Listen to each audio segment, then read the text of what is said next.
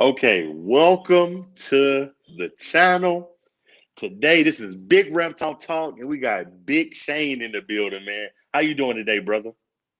I'm doing great. It's another blessed day. How you doing today, Derek? You know what? I can't call it. I've been wanting to get you on, man. So we're gonna dive right into it, man, and just ask you, man, how did small town exotics? How did y'all come into fruition? Yeah, well, I've I've had a love for reptiles my whole life, so I've had reptiles off and on, and then there was like a 15-year period where I didn't have any, and just one day I was work was bringing me back home where I wasn't going to have to go out of town for any extended period of time, and I looked on I just Googled something about ball pythons and a genetic stripe popped up, man. And I always wanted one of those since they were in Reptiles magazine, the actual paper magazines. Back in the days, though, there were thousands. And I was like, man, that thing's only 100 something bucks. I'm going to get that thing. So I got it. And then it just grew from there, like real fast. Like within 3 months, I probably had like 50 snakes. It just took off. So I'm jealous, man. I need to up my game and get some more snakes. Now, currently, right now, how many reptiles do you have? Somewhere around 100. It fluctuates with the hatchlings, but somewhere around 100. There's about 80 full-time snakes there. Right now I have some hognose hatchlings and stuff too. So I don't really keep too accurate of a count, but yeah. Right now, I follow you on Instagram. I notice you kind of stick more towards the ball pythons. So my question is, why ball pythons specifically for you? Okay, ball python specifically. So going way back, my first love was Burmese pythons, right? And to this day, I still love those things, but they get big, man. They get big. So when I got that genetic stripe female, I already knew, like the python species I already liked and everything. So I was like, yeah, ball pythons, they're cool. Their temperament's real chill and they don't get too big. And then that's where it started. And then I started doing a little bit more research and I found out about all the morphs that was going on now. And there wasn't nearly that much like back in the early 2000s. And that's where I was like, oh, wow, man, like ball pythons is where it's at. So I got to get involved because there's like the sky's the limit, man. You could do so many different things. And I actually do mess around with a little bit of hog noses, but just a handful, like nothing major or crazy or nothing. But yeah, ball pythons, man. Right now, what's your favorite ball python morph? I think mine is the Xanthic and the Purple Passion. Those are my two favorites. So Purple Passion's actually up there. Purple Passion and Soul Suckers for like the like affordable combos that just like wow you like right out the gate. Those two, like Soul Suckers and Purple Passions, will always be up there because they just like blew my mind when I see them. But Genetic Stripe Clown is like my main. That's what I like, that pattern right there. So that's like my main focus and the direction I'm heading. But of course, you got to give it up to like Hypo DG and stuff like that too. So yeah, it does or goes. It does goes. Now, with your collection and all of the animals that you like, have came into contact with during your time with reptiles, what's the worst bite you ever took? Well, the immediate one would be a rat bite, honestly. I had a big rat bite me, man. That was worse than any ball python bite. I did get bit by my beaded lizard, and that was like I didn't feel any pain right away, but I had a bunch of swelling. A week later, when the swelling went down, my arm was like so sensitive. Like, yeah, it's a hard pain to explain. So that was right. The longer lasting of them, but definitely a rat bite for like instantaneous, like get chomped, man. That rat like laid into me. It was pretty gnarly. Now, believe it or not, now they probably gonna call me I don't know if you can say this. We're gonna say the P word pussy or something because my lady kind of laughed at me because I have a carpet python. It's one of my bigger snakes, and I told her the other day I was like, I'm thinking about switching him over to frozen thawed because I'm scared to get bit by a bigger rat. And she was like, "Don't do that. Just do it. Just keep them on." I was like, "Nah. Like I don't mind the small rats, but the big ones, them things like they got some long teeth." Yeah, and like you put them in. How I got bit was I put it in. I was gonna double feed one of my big females, and she'd already ate one medium-sized rat live, and she didn't want the second one, and she was just striking it like in a defensive, strike, and the rat was freaking out. So like I was trying to get in there without getting bit by the snake, grab the rat. The rat was freaked out, and it just chomped into me, man, and I was like, ah! There was a lot of blood and everything, way more than a ball python. Like I'll take a ball python bite any day versus a rat. Right, right, right. Now, speaking of that you know what I'm saying, the bearded dragon bite. The beaded lizard, Mexican beaded. That's what I meant. I said, bro, I'm tired. I'm at work. Yeah. But you know what I'm saying, the Mexican beaded lizard. Now, them, that and the Gila monster, those are venomous, right? Yeah. I mean, I don't know. I'm not an expert on those things by any means, but they're not like fatal type venomous, but they will put you in a world of hurt. I think I'm just one of the lucky people that isn't that sensitive to the venom, honestly. I mean, some people are more sensitive than others.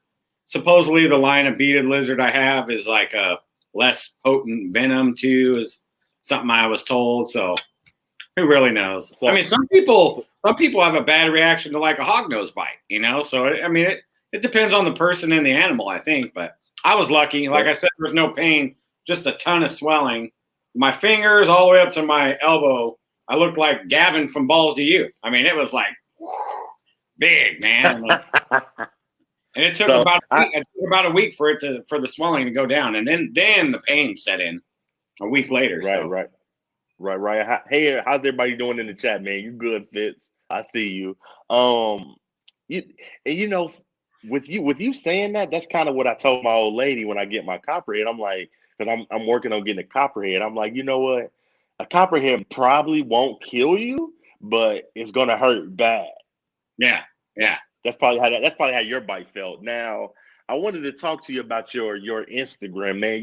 You're killing it on Instagram, man. 12,000 people following you, man. How does that make you feel to know that thousands of people want to see what small town exotics Big Shane got going on? Man, it's humbling, and there's a sense of like accomplishment and stuff that goes along with that too. Because I was telling you before we were live, like I focus a lot on that. Like I post daily. I wake up an hour and a half before I really need to answer messages, make posts, make stories. Like it's a big part of my thing. It's a daily routine, and then I interact throughout the day and the night and blah blah blah. So it makes me feel accomplished and really humbled that everyone wants to see what's going on too. I mean, I'm really thankful and grateful. Shout out to Lecca in the comments. He says you've been grinding and working your ass off, man. Yeah, for sure. And thank you, Lecca. People ask me too, like, well, is there a secret? There's no secret that I know of. I mean, some of them guys that have like millions of followers might know a secret or something, but like I've never found it, It's just a slow grind and keep on interacting, and they just keep adding up one by one, Authentic followers never bought. That's hard work. Oh yeah. No giveaways, none of that. I've never done any of that kind of stuff. Just consistently just go every day. Right. Now, with you, being in the ball python game, I kind of want to know your knowledge. You have some good knowledge when it comes to snakes. Are you self-taught or did you have a mentor? I have a lot of mentors. And so Ron from BBM Reptiles is like a go-to mentor to me. I mean, he's the guy, like, if I cut an egg and there's something weird going on, like I call him. Like I text him first and then he'll call me, because we do have a little bit of a time difference and stuff. He's in Puerto Rico, but that would be like my number one. Like if I'm in trouble, man, I'm calling Ron first, And then there's the Four Horsemen group that I've been doing collabs with off and on for over a year now. Rich from Predator BP and Rob Bearclaw over there in Malaysia. But I mean, I've had a lot of mentors. I take a lot of advice and everything from everyone. Like Miguel helped me with social media, and Jimmy Cruz helped me ID my first clutch and sex my ball pythons for me and stuff. So like, you just a lot of networking and interacting with everyone too, Right. Now, I got to put you in the hot seat, man. I got to ask this question. We love everybody. Nobody's better than this person. We love everybody. Everybody's the same. But I got to put you in the hot seat and ask you, who is your favorite breeder right now? Mine is Fitz Family Constrictors. Shout out to Fitz Family Constrictors, man. So, who is your favorite breeder in the game? Anybody?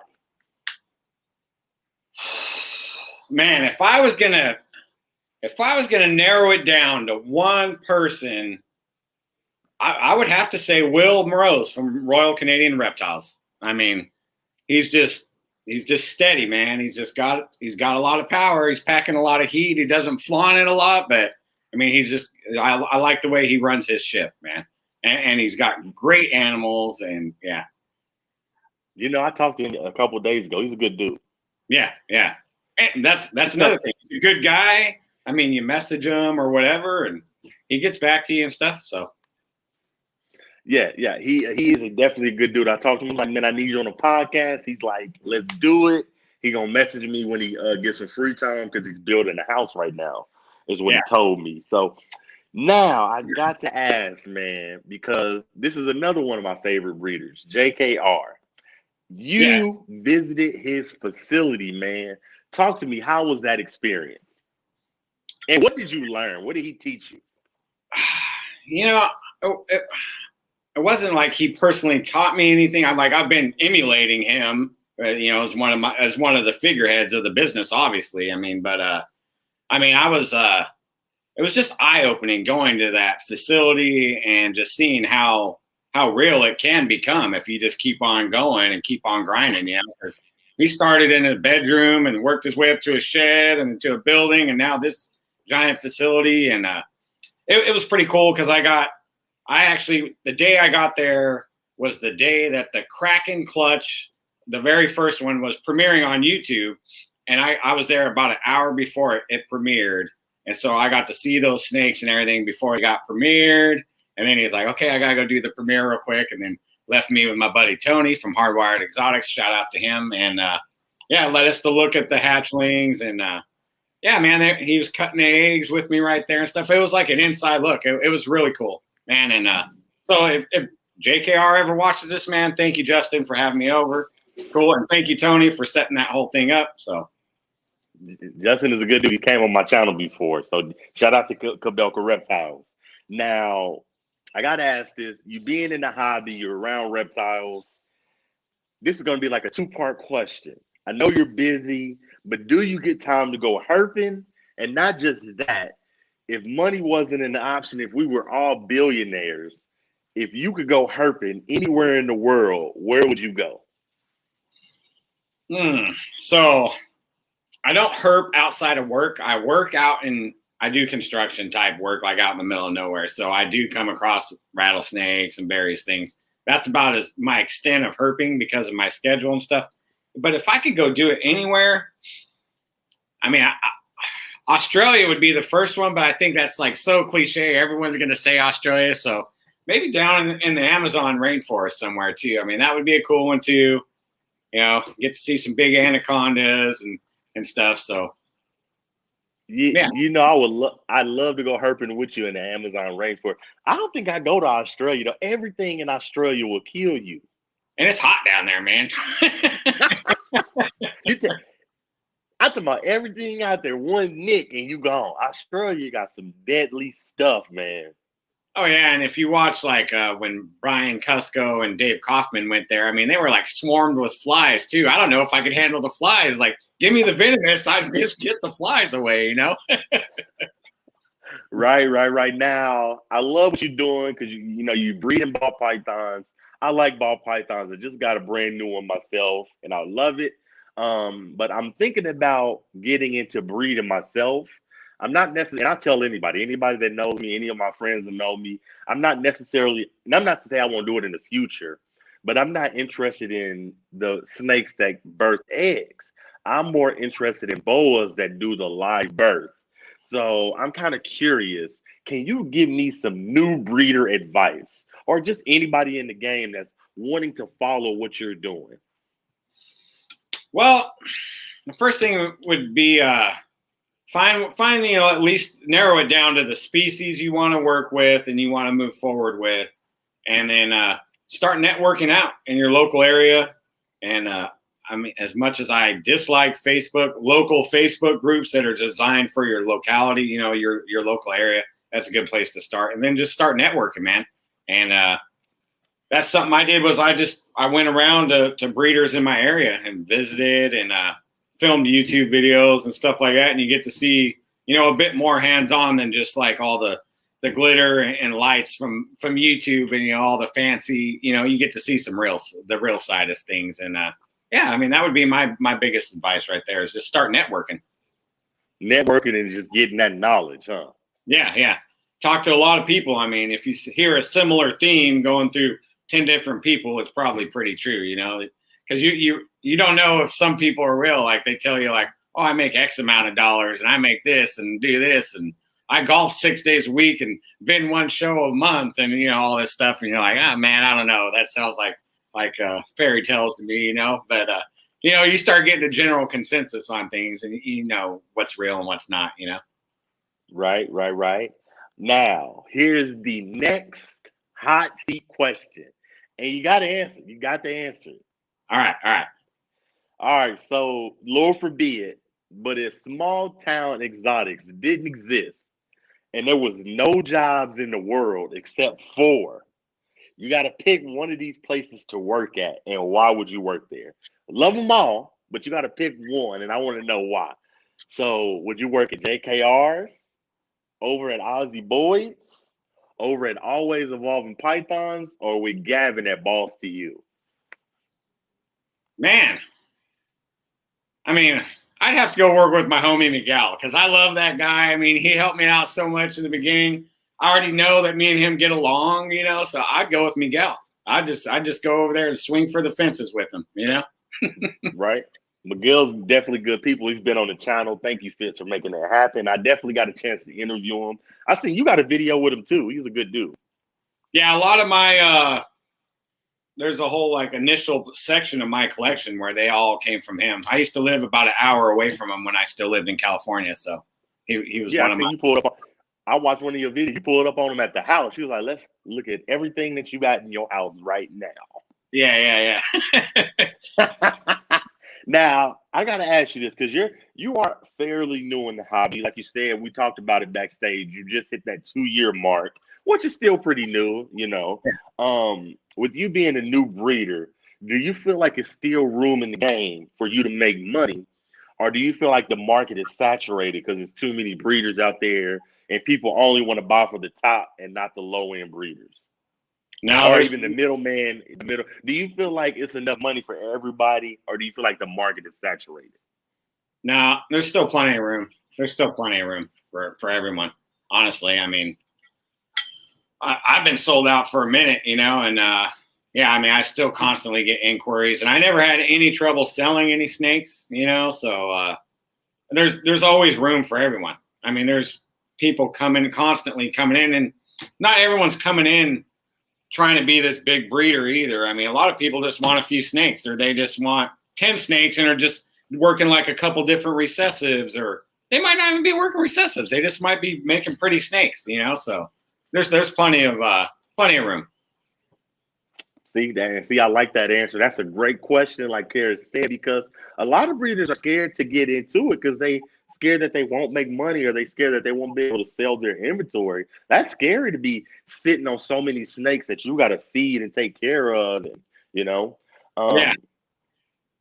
So with you, do you sell your snakes through word of mouth, Instagram? Or do you prefer like Morph Market? And if so, Morph Market is still kind of new. How do you feel about Morph Market? Kind of like a 2-part question. Well, the first part, everything usually goes through my YouTube channel and then on the Instagram, and a majority of my sales come from that. And then, I mean, if and if I don't get like a bunch of inquiries like right away. Then I'll put them on Morph Market. And Morph Market, man, I love that thing. I mean, Morph Market is so cool. It's constantly, John Lehman's constantly upgrading it and evolving it. I mean, Morph Market is totally like set the bar because everyone's kind of like leveled price. You know, they're all within a range for certain combos and stuff now. And it's real easy to look stuff up. So yeah, I do sell on Morph Market. I just don't have anything there right now. I don't have anything. Well, I have one snake that's just ready, but yeah, I haven't put it on Morph Market yet. Hey, Moon over Miami. Right. Okay, now with you, breeding, talk to me, I'm pretty sure that you kind of studied before you got into it. 2 years ago, how was breeding versus it is now? Has it gotten easier? Has it gotten better? Or, talk to me, has it evolved? How has breeding for you evolved since you first started? Well, this is only my second breeding season, and we're just now starting to get production this year. So I don't have too much experience to fall back on, but I did do tons of research and everything. And I mean, breeding for me, I'm a lot more confident in my own capabilities now after going through my first season. I had a lot of really high highs and low lows and lots of in-betweens. And so that's about all I can say on that. I mean, I'm more confident in my abilities, but breeding as overall, yeah, I don't really have that much time in. I mean, it's 2 years. Right. It's 2 years since I started Instagram. That was 2019, but I wasn't producing any snakes till like a good way into 2020. So I'm barely like a year of breeding. Right. Well, you're doing your thing, man. Like I said, you were definitely big on the Instagram side. Now, with you being in the ball python side, have you ever thought about switching and maybe taking a dibble or dab on the venomous side of the hobby? I definitely love venomous because I grew up around rattlesnakes. So I love rattlesnakes. That's something that I may or may not get into later on, not for breeding purposes, but I mean, even my wife loves rattlesnakes because me and her are from the same little town in California. So like we grew up around them. She loves them. I love them. So I could definitely see us having a rattlesnake or two as a pet only type thing later on for sure. I'm getting shout out to J&G. He just popped in the chat. He's selling me a copperhead. I just got to pay the shipping and handling it on it. I'm getting it in 2 or 3 days. I'm so excited. Yeah. That's cool, man. That's cool. Excited, but a little nervous. Yeah. Be careful. Just be smart. Definitely. Now, I watch your YouTube channel. I watch what you've been doing. You have collabed with some of the dopest in the hobby, whether it be Justin Kabelka, Always Evolving Python, even Precious Pythons. You have Brian Cusco. I seen that aloha. I seen that. Yeah. So I guess the question I'm saying is, you have collabed with so many people. Who has been some of your favorite collabs, and who is somebody that you want to collab with in the future? Miguel was definitely one of my favorites, and he's the one that kind of pushed me into doing YouTube a little bit before I was like personally comfortable with it. But I mean, there's no time like better than right now to do it anyways. But and Brian Cusco, man, that guy's like he's an artist. So just being around him and talking a little bit of that like camera video talk and learning and stuff like that, that's a great one too. So either one of those guys. Tony Thomas is a great one too, man. I mean, he's a friend of mine beyond snakes now and stuff too. So I mean, he's a good guy to hang out with and collab with, and mine and his wife get along too, so they keep each other busy, and So I mean, I don't know, man. There's just so many. I mean, anyone that I've actually filmed with has been friendly, and I would do it with them again anytime, drop of a hat. Right. Well, do you got any future collabs, man? Yeah, so I have not been able to collab with too many people around Knoxville, where I currently live and everything. I did do Matt from O'Malley's Morphs when I was over there scouting houses.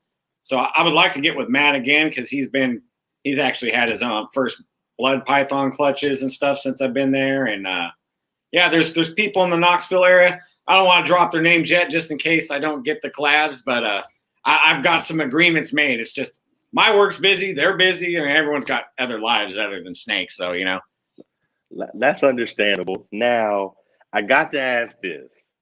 Most breeders are known for a certain kind of morph, like Ozzy Boys. He's known for the Orange Dream.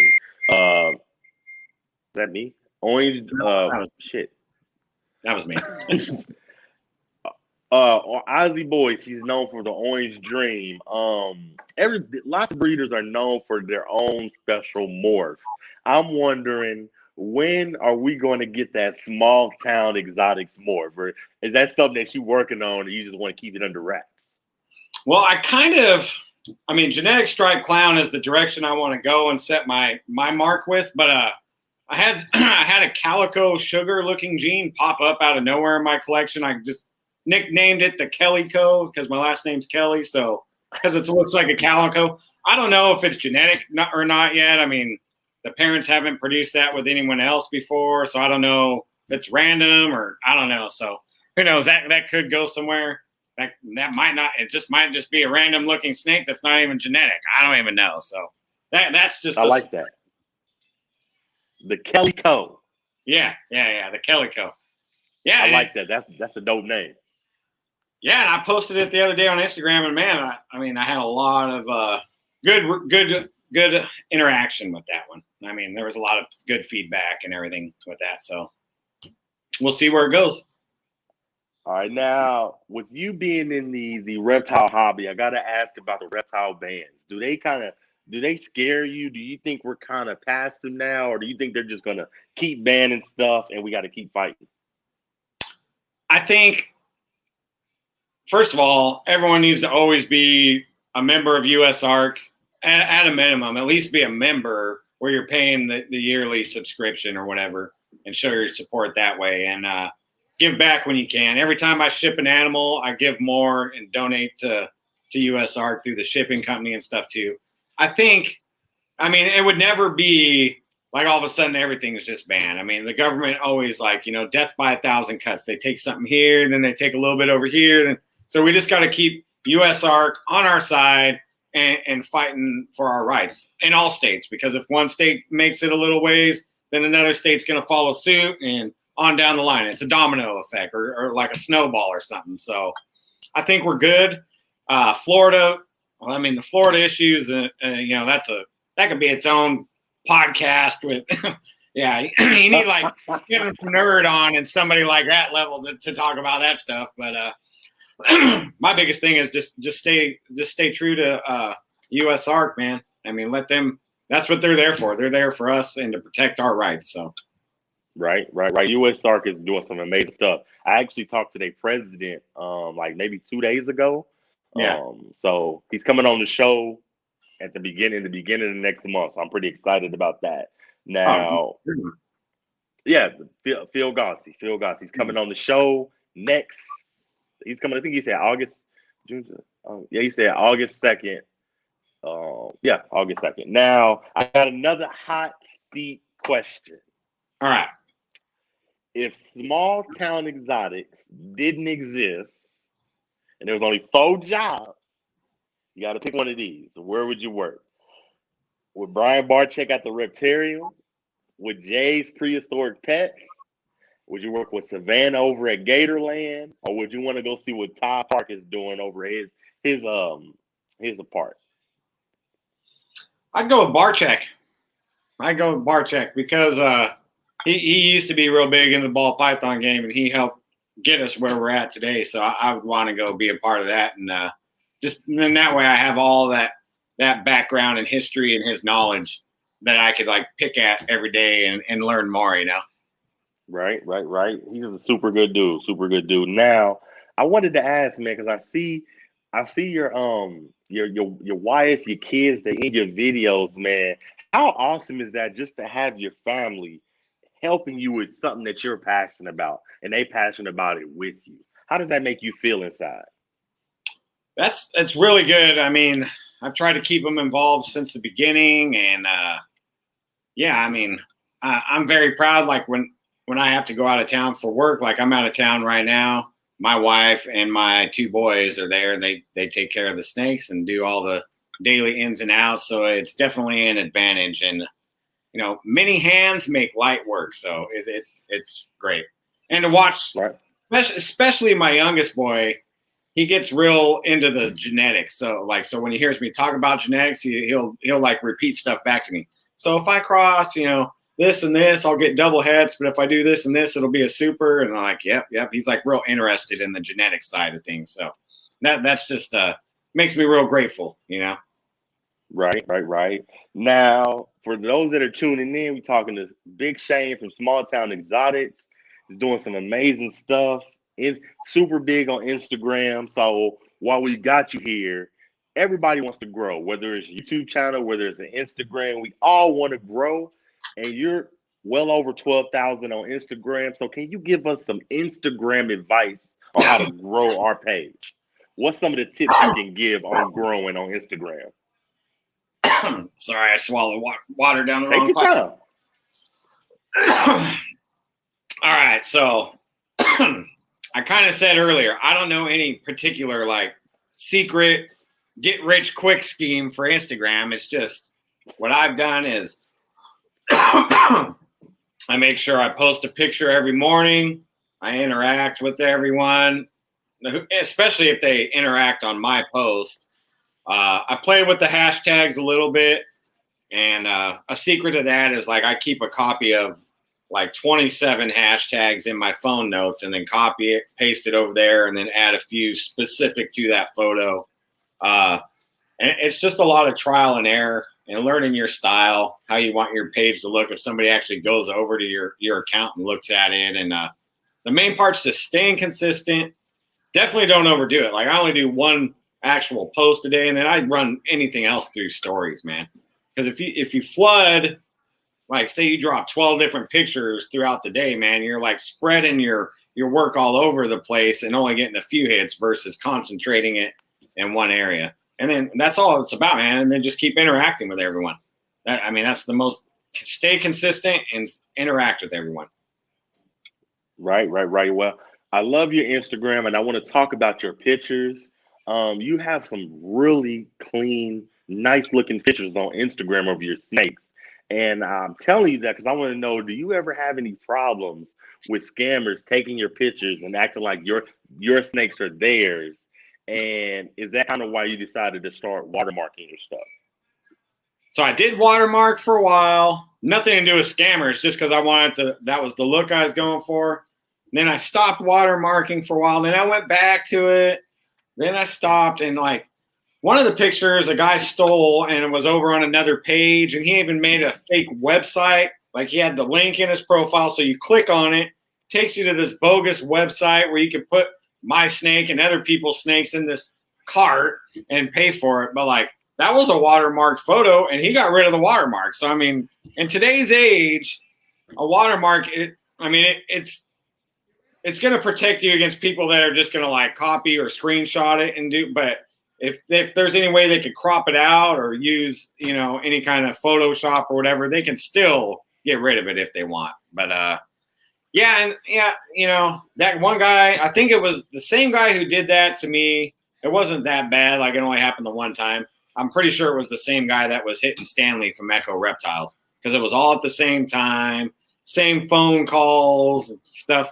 The guy would actually call you and try to play the opposite end, hey, you burned me for a snake and blah, blah, blah. I'm like, you got me messed up with someone else, man, So, yeah, pretty bold thieves these days, because anyone can hide behind a keyboard and a phone too, So. Right now, I got to ask this, man. You got 100+ reptiles. What's something that is your dream animal? If money was no option, what would you want to have in your collection? Dream animal? One of the most. There's actually been two times, man. When I got to hold Halo over at Brian Cusco's, his big retic, she's just this giant, gentle. That thing was almost like a spiritual experience. And then a buddy of mine over at Primitive Reptiles had a really big monitor at the time, water monitor, and just interacting with him and holding it and everything. Those are two animals if money was no object and space wasn't an object, I would probably have like one mainland retic and probably like a big monitor of some sort. The monitor is really cool, man. A big full, like, well, this one was a juvenile, but it was still big, man. Yeah. Right. Right now in your current collection, what's your number one favorite animal that you hold on to right now? Well, that fluctuates, man. There's a couple ball pythons that I'm real sentimental over. Our very first pied that we bought is like just her nature. She's real gentle and curious, so I would never get rid of her. Definitely the Mexican beaded lizard. That thing's a character, man. I mean, the way it sleeps in all these weird positions, it looks like it's dead, and then you go poke it and it like gets up and it's like mad at you for messing it up when it's sleeping. Any of the hog noses too, man. I mean, the hog noses are cool to interact with. They're goofy.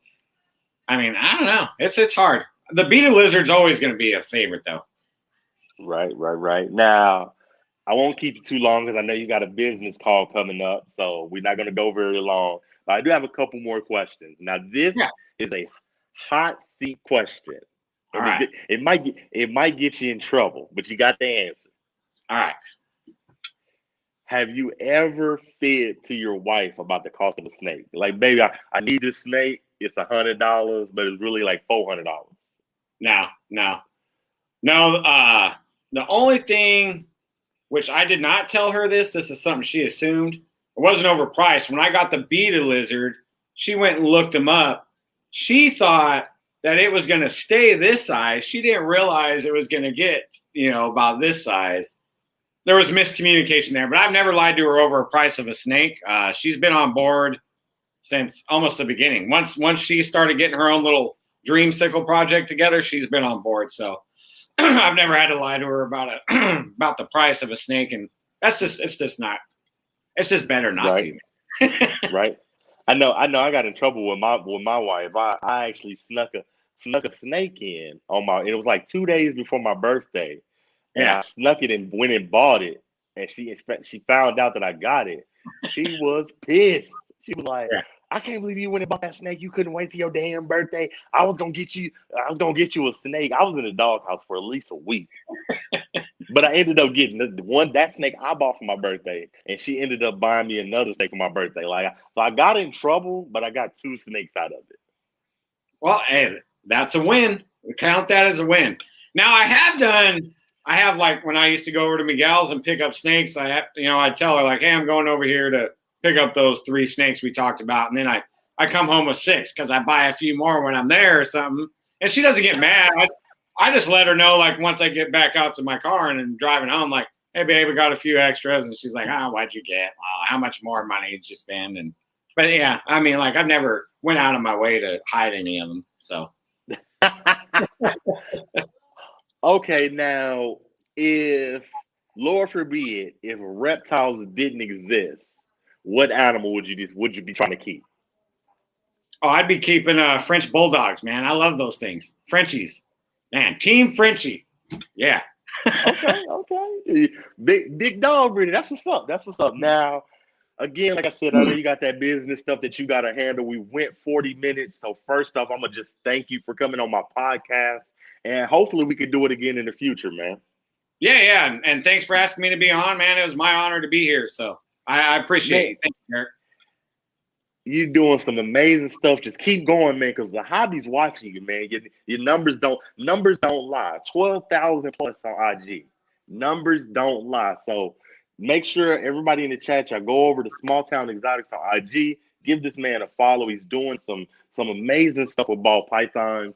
Before I end the show, I like to give out shout outs to the community I'm a part of. So shout out to My Animal House, Iron Dog, Fitz Family Constrictors, J&G Reptiles, Reptile Feedings, L. Harper, Kara Shea, Kurt Wood, Ball Python Love, Josue's, Todd Autry. It's so many dope people in our community. Moto Danger Zone, Lekka, Flexing Pythons, DG Reptiles, just everybody in the chat, Solo Butterfly. I appreciate you for watching. This is Derek's Reptiles. I'm going to let you go. Everybody that's here, make sure you tune in on 7/21 at 7:30. I'm bringing Garrett DeMeyer to the stream of Royal Constrictor Designs. Super good dude. So make sure y'all catch that. Shout out to Moon over Miami. Just everybody. Thank you for watching. Don't go anywhere. We're gonna go backstage. I'm gonna thank you. Then I'll let you get ready for your business stuff. This is big reptile talk, man. We talking with a legend in the making right here, man. Couple more. This is a legend in the making. I promise you. He's doing some real good stuff. Y'all go check him out. Thanks everybody in the chat for watching. Don't go anywhere. I'm gonna take us out and take us out.